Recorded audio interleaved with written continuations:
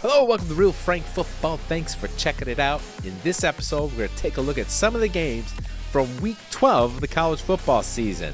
A sports analyst has a very interesting choice of wardrobe. Another fan gets destroyed on the field.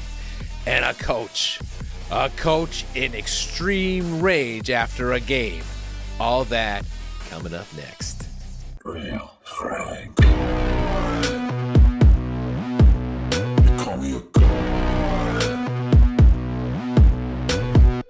All right, let's get right into Week 12. We'll start off with Kurt Herbstreit.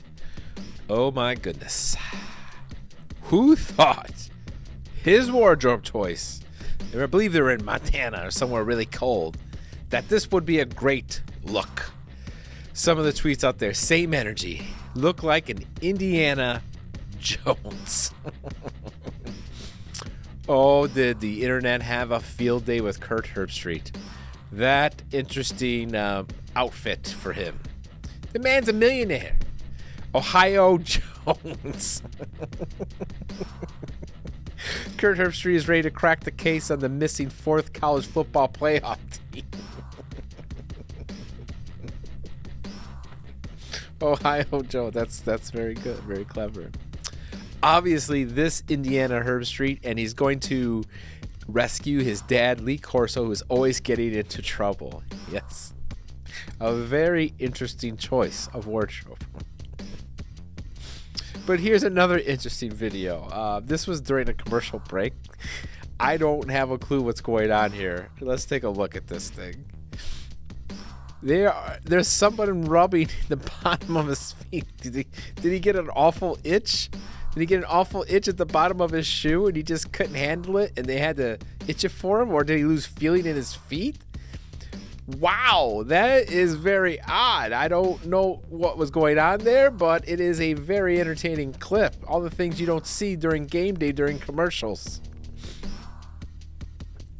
We'll start off by looking at TCU and Baylor. Boy, was this an interesting week for the undefeated going into the second to the last week of the season. There were some nearly upset games here, and this was one of them, nail biters. TCU pulls off the win to stay undefeated with a last-second field goal. They ran a play, and with hardly any time left, they had to run the offense off the field and then run the field goal team on it to kick the field goal with no time left. It was an amazing finish. And here's some funny stuff. Last 60-second summary of the TCU game. Whew, they did that to the fans. Illinois and Michigan. Michigan had been doing great. Had a difficult time with Illinois. This came down to a last-second field goal, too. Brett was very angry about the officiating, and this is his response, or his response to the sideline reporter asking him as he's going into the tunnel for halftime. Take a peek. Words with the officials, what was that about? I just wanted, if there's a foul, there's a foul. I don't want phantom fouls. That's all I had. I want to explain what was there. Some crucial penalties killing momentum for you guys. What's the message to the team in the locker room about that? We got to play clean. We got to beat 110,000 and a few others. Words with the officials. He's got to beat 110,000 plus a few others, insinuating the refs. They got to beat the refs too. I mean, come on, Brett. You can obviously see his mindset is not in a winning mentality. It's a victim mentality, and this kind of defines how the rest of the game went for Brett. Couldn't get over the officiating, which I didn't think it was that bad of an officiated game. I've seen 100 million times worse. But the fact he's complaining about it at halftime already, he's got some free rent there by the officials in his head. I mean, figure out a way to win the game. Not bitch about it at halftime. Talk about it at the end. Sure, whatever. So here's the field goal to win the game by Michigan. He goes up. Boom. Jake Moody hits it. Bam. Keep their streak alive and their hopes for a playoff berth. After the game, Brett was still pissed. Take a listen to this. Coach, how are you feeling right now? I'm extremely pissed off, right? Like, just very angry, very upset. I think our kids did a lot to win the football game, and continually have things to just go against us. Very frustrating, and you got to stand up for your people that you believe in. And I believe in that locker room big time, and I know they'll rise up to the challenge once again. Stop whining. Stop whining.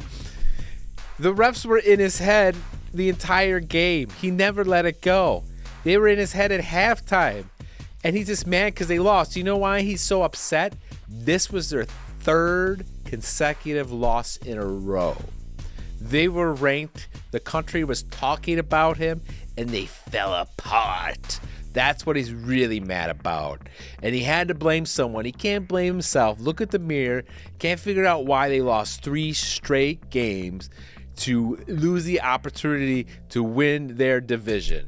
He fell apart. He can't blame himself. He's got to blame somebody. That's the reality of the situation. And he wasn't done. To all Illinois players, coaches, and especially to our fans, we will work all week in practice to defend this play, especially on 4th down. There was some controversy on this non-call about whether the player was blocking before or if it was a legal block because of the pass play, and he wasn't having it. And this is interesting. It was cold in Ann Arbor, but whoever found a coat to fit Brett, I want your contact details. It fit him perfectly.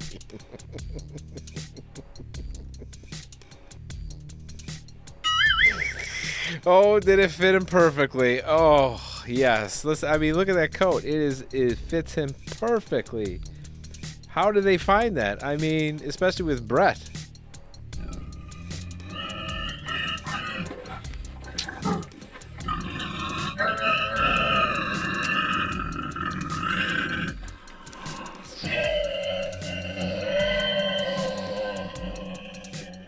He is a large man.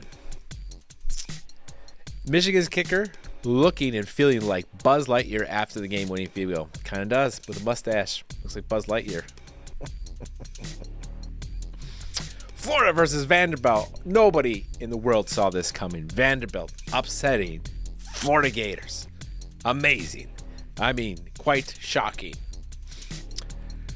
How big of a rivalry is Florida State versus Florida? Well, Billy is currently throwing the game against Vanderbilt just to affect Florida State's strength of schedule.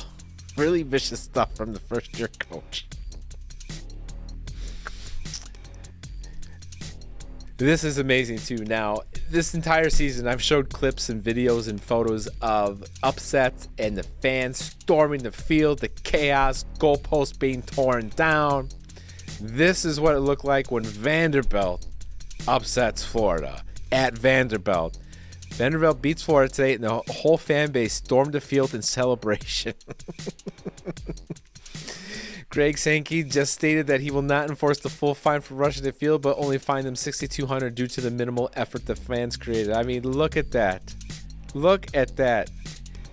I can't believe it. Here's another angle. Look at this view. This is storming the field for Vanderbilt. It looks more like a social gathering. I mean, they upset Florida. Upset them. Haven't beat Florida forever. And this is how they stormed the field. Pathetic. Pathetic. Georgia and Kentucky. This was a close game, too. Georgia kind of struggled with Kentucky for a bit, but ended up pulling it out. But this one cracked me up. Look at Stoops' face. Stoops looks like his head's gonna pop off. My God, he was living over a call. And look at his face, his head. Rage. You just wait for his head to go pop off his body. Indiana and Michigan State. Now, Frank, why are you showing this shitty game? Well, because it went to 2 overtimes. Michigan State had a 17-point lead at halftime, and they still lost this game. And before the game, before I get this, they had a snowball fight in the stands. I mean, at least they had something to entertain themselves because this game was garbage and their coach is garbage. But Indiana's quarterback threw 2 passes, completed 2 passes. One in regulation, the second in overtime. And they still lost. Mel Tucker managed to lose to a team that completed only 1 pass in regulation and then a second pass in second OT. How do you do that? How does that happen? The quarterback completes 2 passes the entire game.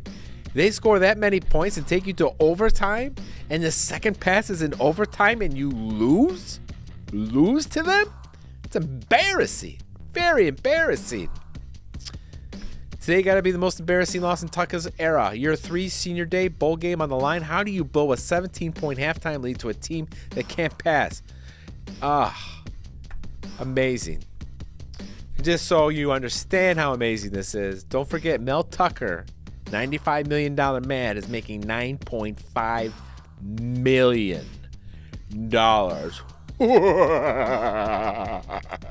Mel Tucker. Navy and UCF.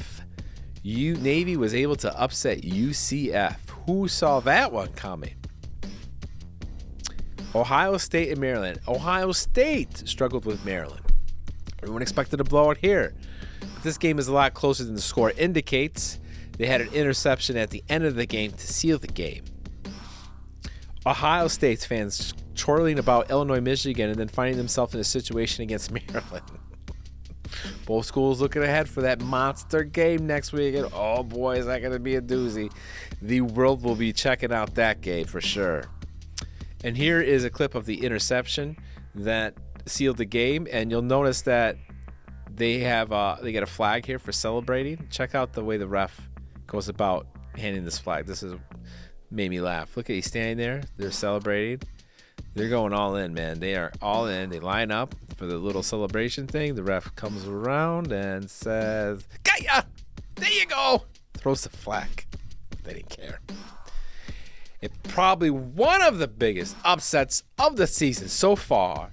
South Carolina destroys Tennessee. I mean, 63-38. People were talking about Tennessee should be in the playoff picture too, and because they upset Alabama. But man, did they get destroyed. Destroyed by South Carolina? Nobody saw that coming.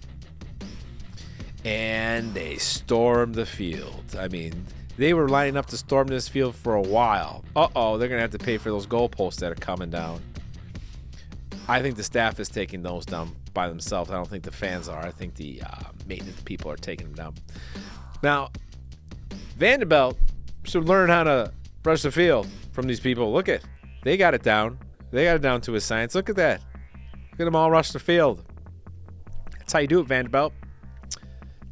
Missing Tennessee's defense. If found, please return to South Carolina.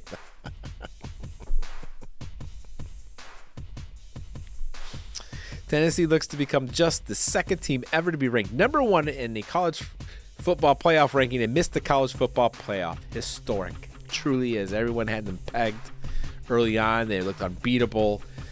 I got to be honest. The defense did look suspect. I mean, the offense looked amazing, phenomenal. You maybe just thought they could outscore everybody, but their defense did have some big question marks. South Carolina is out of TD fireworks. They scored so many points. They ran out of pyrotechnics. They score touchdowns. They fire fireworks. They had none at the end of the game. Every time they scored, they had fireworks. No more. They ran out. 78% of bets were on the Vols. 22.5. Negative 22.5. Can you believe that? Oh, my God. Oh, my goodness. It's bullshit that SEC teams schedule cupcakes like Austin Peay, UMass, and Tennessee in November. Kick them when they're down. Kick them. Oh, and this one. Tennessee's defense tonight. Come on, that's a funny tweet. I mean, come on. We're not political here, but that's a funny tweet. What an insane performance from Spencer Rattler. Wow. Spencer Rattler. Remember in Oklahoma, he had the starting gig, and he just was, man, he had some great games, then he just kind of fell apart. Transfers to South Carolina, and he wasn't doing anything spectacular. But on this game, on this night, 30 for 37, 6 TDs, 438 passing yards. Where the hell has he been all year?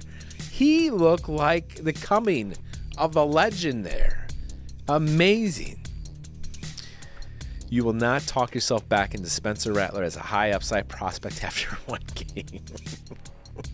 So true. I don't know what's going to happen with Spencer. We'll see what the next game comes out. Spencer Rattler is Patrick Mahomes. Look at that image. They do look like this doppelganger or doppelganger, whatever you call that. It does look like his twin, doesn't it? That's crazy. I never noticed that before, but that's a great discovery there. UMass versus Texas A&M. Texas A&M finally wins. I think they had a 6-game losing streak there, but the reason I'm showing you this is obviously not because of this awesome game, because garbage at garbage. But take a look at this video. This is before the game. 2 players from UMass having a moment. Oh my goodness, they fired the gun right in their face, declaring war. Oh my God, they knew exactly. Those people managing that gun knew exactly what they were doing there, and they're probably laughing their asses off at that. Texas A&M declared war and fired the first shot against the Minuteman of UMass. Yes, they did. So this is another odd thing. Texas A&M announced an attendance of 90,000 today, and here's the stadium after half. It is empty. The stadium is empty after halftime. Pathetic. And another fantastic game. USC versus UCLA. A rivalry and a lot on the line for the Pac-12 championship. And it went back and forth. It was a heck of a game, and then DTR throws an interception at the end of the game to seal it. But let's take a look at some things here. Caleb had one of the most amazing throws I've ever seen. The difficulty of this throw is just astonishing. Check this out. He's scrambling. Look at how he throws the ball like a laser. That is crazy. How does he torque his body, throw it that way, and throw a dart? I mean, that physically is astonishing. What a pass, what a play. He appears to be the Heisman frontrunner now after this spectacular performance in this game. He had 502 yards, 3 TDs, and they kind of run down his stats the last 5 games. I mean, what a time to start putting it together. Have one of your best, biggest games against your rivalry with all that on the line. Brilliant. And do you think Lincoln Riley is happy he brought his QB with him from Oklahoma? Now they're best buds. Best buds. And then another fan. Oh, I love these. Oh, nothing makes me happier when these stupid fans want to run on the field. This dude, I kept the sound on this one so you could hear the fan reaction, gets blown out. Check it out.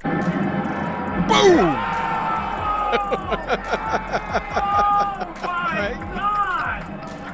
He gets destroyed. Oh, God. Oh, you know that fan felt it. One more time. Oh. He deserved it. He deserved it. Well, that's a wrap for Week 12. We got 1 week left of the regular season of college football. Wonder what kind of finish we'll have for the regular season. Please check out next week. Until next time, thanks for watching.